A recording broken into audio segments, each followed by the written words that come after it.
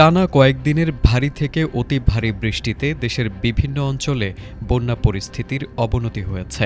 বর্তমানে ৭ জেলা বন্যা কবলিত রয়েছে। একই সঙ্গে নদ নদীর পানি বৃদ্ধি পাওয়ায় নদী সংলগ্ন নিম্নাঞ্চল প্লাবিত হয়েছে।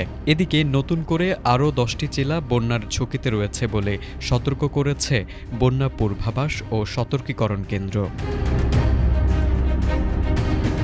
শনিবার সন্ধ্যায় পানি উন্নয়ন বোর্ডের বন্যা পূর্বাভাস ও সতর্কীকরণ কেন্দ্র জানায়, আগামী ২৪ ঘণ্টায় উত্তর পূর্বাঞ্চলের সুরমা, সারিগোয়াইন, জাদুকাটা, সোমেশ্বরী ও ভোগাই কংস নদীর পানি বৃদ্ধি পেয়ে সিলেট, সুনামগঞ্জ, নেত্রকোনা, শেরপুর ও ময়মনসিংহ জেলার নদী সংলগ্ন নিম্নাঞ্চলে কোথাও কোথাও স্বল্পমেয়াদী বন্যা দেখা দিতে পারে।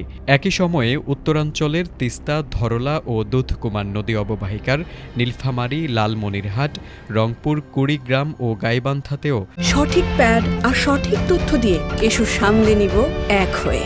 Mona Lisa sanitary napkin. একই ধরনের পরিস্থিতির আশঙ্কা রয়েছে।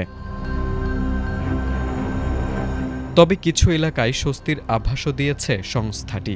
আগামী ২৪ ঘণ্টায় চট্টগ্রাম, বান্দরবন, কক্সবাজারের সাঙ্গু ও মাতামুহুরী নদীর পানি ধীরে ধীরে কমতে পারে।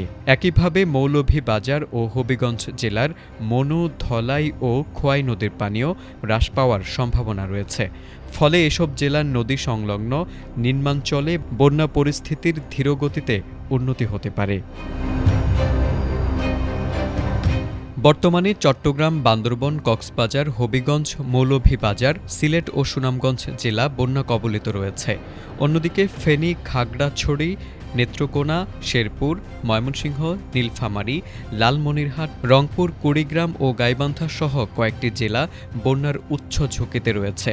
তাই সংশ্লিষ্ট এলাকার বাসিন্দাদের সতর্ক থাকার পাশাপাশি স্থানীয় প্রশাসনের নির্দেশনা মেনে চলার আহ্বান জানিয়েছে বন্যা পূর্বাভাস ও সতর্কীকরণ কেন্দ্র। তারেক আজিজ, এটিএন বাংলা।